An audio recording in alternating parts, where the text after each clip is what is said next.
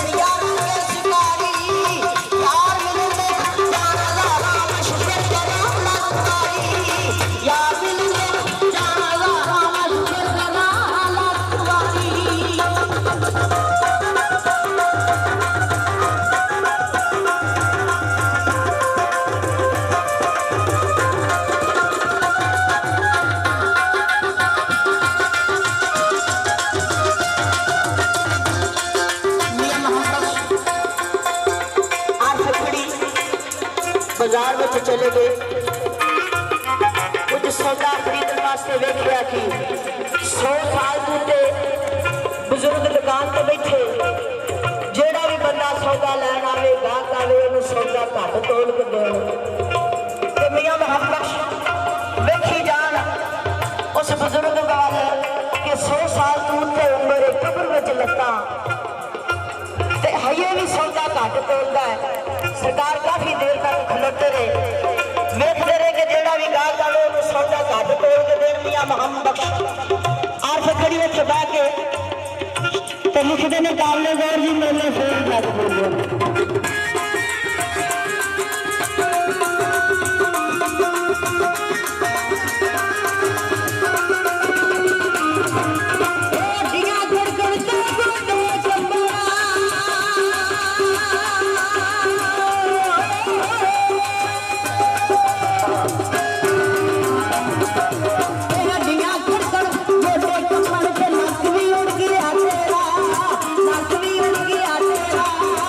ये